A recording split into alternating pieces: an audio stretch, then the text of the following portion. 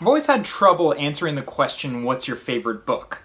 The reason is because I'm a professor and I feel this pressure to answer with some sort of like classic piece of literature or heady work of philosophy or history or something like that, because the expectation is sort of like, aren't those the kind of books that professors read?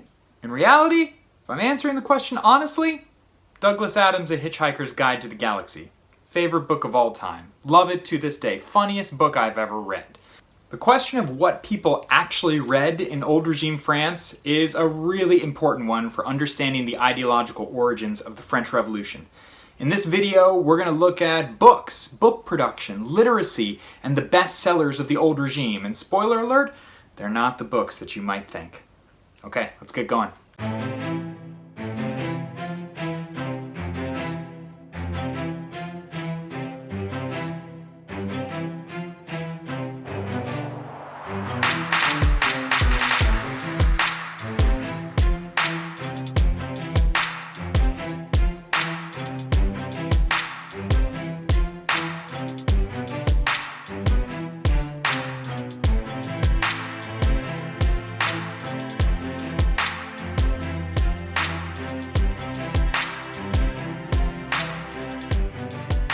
For this video, you're going to need something to take notes with, and one primary source, the historical essays on the life of Marie Antoinette. I'll tell you a little bit about what this source is, and we'll discuss it more in class. But the first question we need to answer, who could read in 18th century France? It's important to begin by stating that, by all accounts, literacy was on the rise in 18th century France.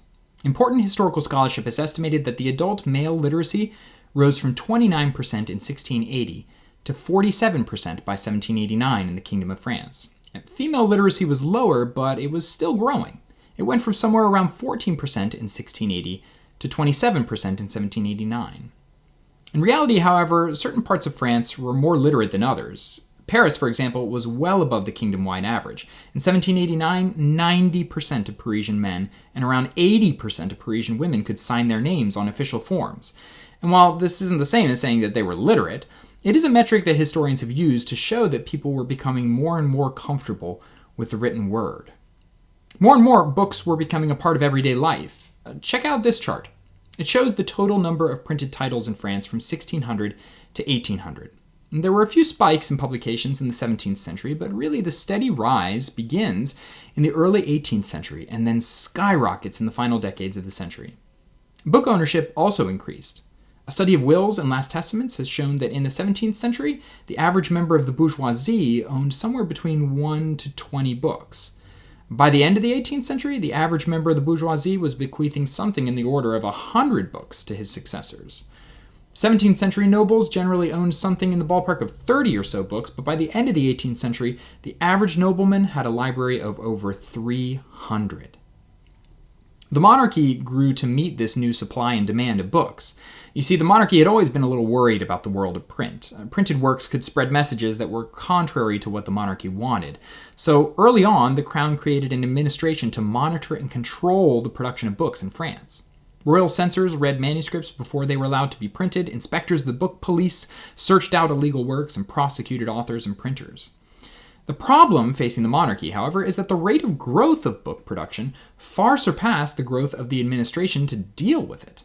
More and more books slipped through the grasps of royal administrators. More and more authors decided to skirt the law and publish things illegally, rather than wait through the endless queues of the censorial mechanism.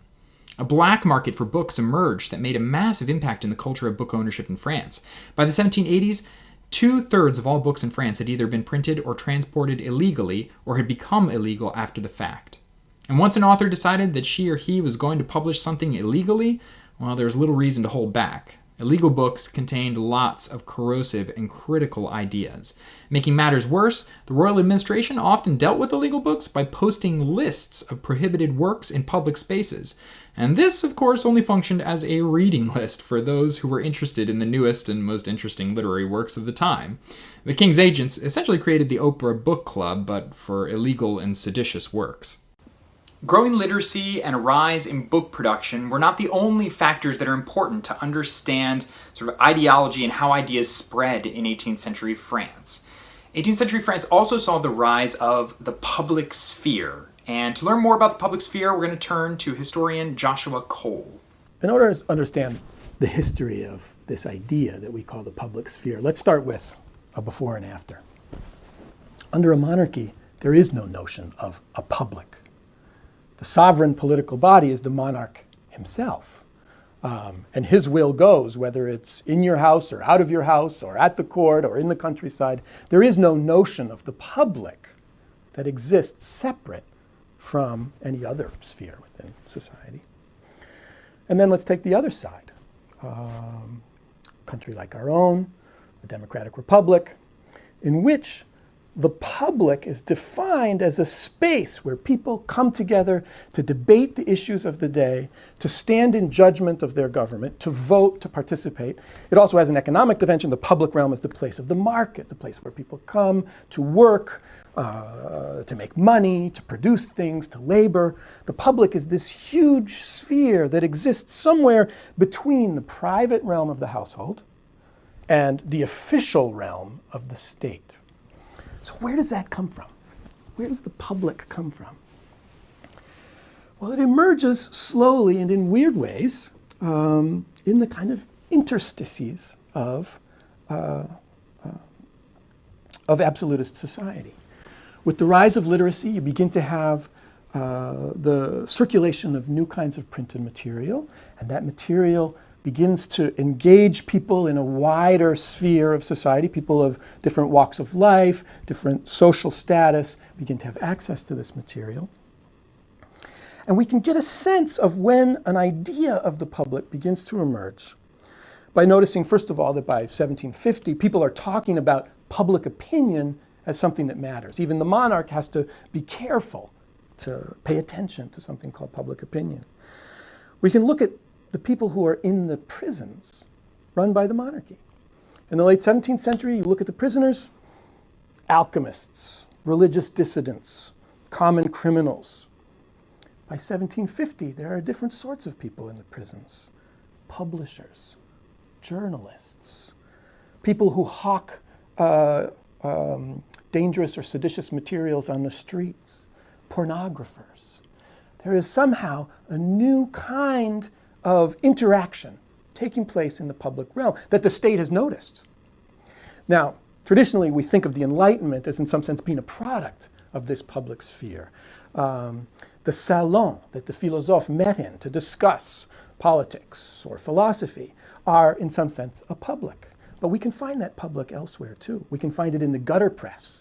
We can find it in the journalists who wrote political satires. We can find it in the work of pornography. And in some case, there was a close association between pornography and political critique. There were criticisms of the royal family that were illustrated that showed all sorts of horrible things about the queen and her family and her relationship with her son. I won't go into the details.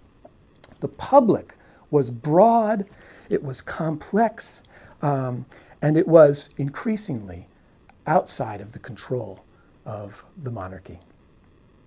So what types of institutions gave rise to the public? Joshua Cole mentioned some, but I wanted to mention a few others. First, there was the salon. Literary salons were gatherings of people, generally in the home of an aristocratic woman, during which the participants would talk about matters of the day and often discuss newly printed or in-progress works of literature, philosophy, science, etc. The most famous philosophes of the 18th century attended salons along with many others. Salons operated at the behest of a salonière, the woman who was hosting the gathering. Salonière set the agenda for discussions, mandated rules of decorum, and even participated in debates. And the fundamental rule of the salon was that it was a space for open discussion. While propriety and manners constrained things, the insinuation here was that all ideas were welcome, even those ideas that were critical of the monarchy. Other institutions also existed and were available to all who wanted to discuss new ideas of the day. The 18th century, for example, saw the birth of the café in France and the rest of Europe. By the end of the century, Paris was home to something around 800 different coffee houses in the city. Cafes became forums for debate about politics and society and the news of the moment. Often news pushers would rush into cafes and read headlines or recite from memory pieces of particular importance for those in the establishment. Similarly, Masonic lodges became increasingly popular as the 18th century went on. In these fairly exclusive clubs, men, well, mostly men, but not entirely men, but mostly men, participated in rituals that promoted equality and fraternity among members and engaged in discussions about new ideas and reforms. Masonic lodges even linked reform-oriented thinkers in France to like-minded people outside the kingdom. And for those who couldn't get into lodges or who didn't have the cachet to be invited to a salon, there were other spaces where news and ideas flowed freely. In Paris, the Palais Royal, a space owned by the Duc d'Orléans, a member of the royal family, became a space where anything went. The Duke had a certain privilege, as a member of the blood, to do what he wanted with his own property. And what he chose to do was to open up the space to all and sundry and allow them to say and do just about anything. The Palais Royal was famous as a place where one could find prostitutes, where one could gamble or buy illegal books. There was a particular tree in the Palais Royal called the Tree of Krakow that became a famous place for people to stand and give speeches, often inflammatory speeches, to a crowd. In short, there was increasingly throughout the 18th century spaces for people to come into contact with information, ideas, and the written word, even if they themselves were not literate or didn't have money to buy books. Naturally, the next question we might ask is, what kind of books were popular among people in the 18th century?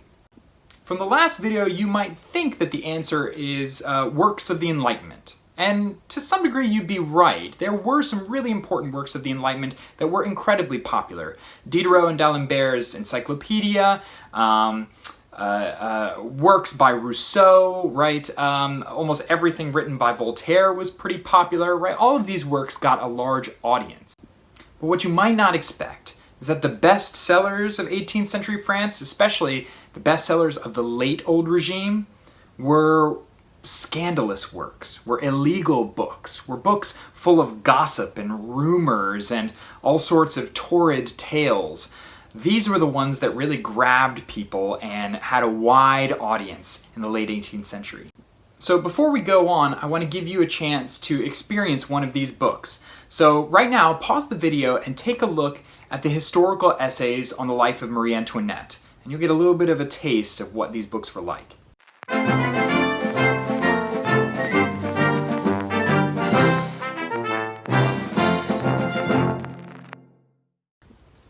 Okay, so we'll discuss this work and even more scandalous stuff when we get to class. But the important point to follow here is that this is the kind of stuff that reached the most people in late 18th century France. These are the kind of books that grabbed people's attention. And you may not be surprised about this. I mean, think of TV, right? What are the shows that often are the highest rated shows on television? It's just kind of reality TV, right? It's stuff that's kind of scandalous and salacious and easy to gossip about. And it's the scandalous stuff that made these books really important. In this next section, we're going to look at why this type of literature was so significant and how it had such a massive effect in the late Old Regime.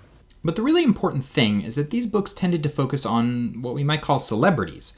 And the celebrities that were the easiest to target were the members of the royal family. And here to understand why all of this is important, we have to take a moment to talk about gender. Okay, remember back to the first lesson about Old Regime France? Remember that gender was an important element of the culture of the Old Regime. France was patriarchal. Men were seen to have certain characteristics and certain responsibilities, and women vice versa. Men were expected to be strong, leaders, level-headed, not prone to passion. They were to be good fathers, stern but caring. Indeed, the king was often spoken of with these terms. He was to be the quote-unquote good father of the entire kingdom. Women were seen in contrast to men. While men were expected to be strong leaders, women were expected to follow. While men were expected to be rational and not prone to passion, women were identified with emotions and passions. Sex had a lot to do with defining gender roles in the old regime. Because they were identified with unregulated passions, women were actually seen as the more promiscuous sex. Ironically, however, the extent to which they were able to pursue sex was curbed significantly. While many men were expected, or at least understood, to have had many sexual partners, indeed the abundance of partners testified to mere virility in a lot of cases, women were expected to stay abstinent and to have only one partner, their husbands. Okay, so what does this have to do with politics and the French Revolution? Well, more than you'd think. You see, gender and sexual expectations were carefully placed on the persons of French kings and queens. That's because the king had, in the words of Ernst Kantankeritz, two bodies, a private body, but also a public body.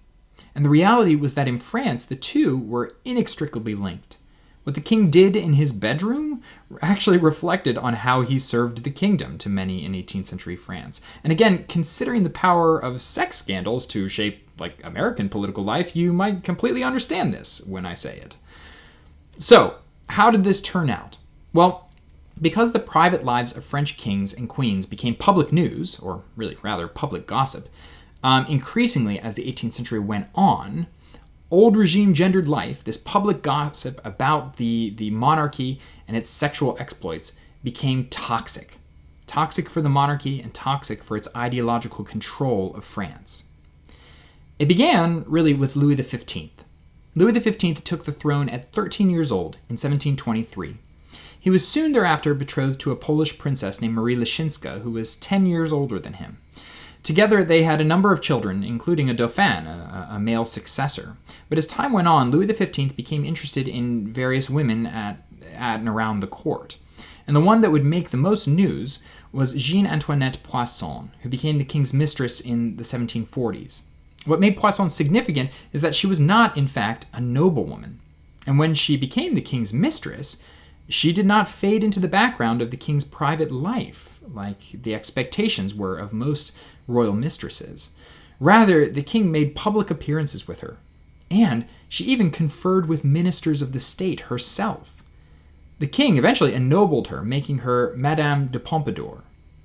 This was the thing of scandal in the court, and eventually it made news in the lowbrow press as well. But even more scandalous was the woman whom the king formed a relationship with afterwards, Jeanne Bécu, eventually the Comtesse du Barry. Du Barry was also not a noblewoman. Louis XV ennobled her after becoming her lover. And in fact, she was even more scandalous for many in the court because she was born out of wedlock. Du Barry also was not a polished member of the court. Contemporaries described her as impolite, brash, rude, and unrefined. And so her relationship with the king was considered scandalous. And like Pompadour, the king was quite public and open about his relationship with Du Barry, appearing with her in public, oftentimes before members of the court. Why did all this matter? Well, because the king's sexual life quickly got transposed into critiques of his political life. When he gave the go-ahead for the Maupeou coup, for example, critics blamed it on the fact that he was quote-unquote controlled by rapacious women, specifically Du Barry, and that his mistresses were the ones actually showing the masculine qualities of leadership, while Louis had given in to his passions. If Louis XV was seen as problematic because of his intense sexual passion and willingness to give in to improper mistresses, his successor, Louis XVI, had the opposite problem. Louis XVI was married to an Austrian princess, Marie Antoinette, in 1770, a few years before he became king. Yet, because of a medical condition, a condition known as phimosis, which, trust me, you don't want to look up, a condition that made sexual intercourse incredibly painful, their marriage actually wasn't consummated for 7 years. Now, this was widely known in the court and became a huge scandal. Eventually, the king had an operation that dealt with the medical condition, and the royal couple copulated, and eventually Marie Antoinette even bore them a number of children. The initial delay, however, caused the royal family innumerable problems. Critics seized on it to label Louis XVI impotent and lacking in virility. The fact that he also hadn't started a relationship with a mistress fueled these accusations, especially when in comparison with his predecessor. It also started rumors about the queen. Since women were seen as the more promiscuous sex, it was assumed that Marie Antoinette, deprived of sex from her husband, was seeking out sexual gratification elsewhere. Anywhere from other male lovers to even homosexual relationships with friends and fellow members of the court. Even the birth of their first children was reason for ridicule, for what else could the birth of children mean than the fact that Louis XVI had been cuckolded? Yet it was Marie Antoinette that undoubtedly took on the greater criticisms. There were the sexual attacks against her, that she had become a quote-unquote strumpet and was sleeping with everyone around the court, particularly the king's brother, the Comte d'Artois. Because the queen was interested in extravagant dress and fairly lavish parties, the gendered attacks also targeted her as a quote-unquote passionate woman who was spending without reason in a moment when the kingdom was strapped for cash. Madame Deficit, they called her, and mocked her for her lavish hairstyles and ostentatious outfits. Even her role as mother came under attack. Besides the rumors that her children were actually illegitimate, literary hacks accused her of abandoning her maternal obligations or treating her children poorly. They called her a monstrous mother. The end result of all of this is that in a significant amount of illegally published and widely read literature in the late 18th century, the king and queen came to take on fictional personas that were anything but laudatory and demanding of confidence. The gendered sexual attacks against French kings and queens dehumanized them. They became villains in a great saga, and indeed, nothing did this better than sex, because in sex, we see the power to completely delegitimize a person in their power and authority. And so we began to see, in the 1780s particularly, more and more images like this. Images where the king and queen aren't really humans at all. They're animals, beasts, less than human. It's in these illegally published, scandalous texts that we find the most corrosive ideas of the pre-revolution. While the works of the Enlightenment may have done the work of constructing the ideas upon which revolutionaries would rebuild France, it's these lowbrow works, this lowbrow literature, that did the destructive work of tearing down the institutions of the old regime, making people hate the French monarchy and people associated with it. Okay, that's it for this video. Bring your notes to class. Good job. Good luck. See you soon.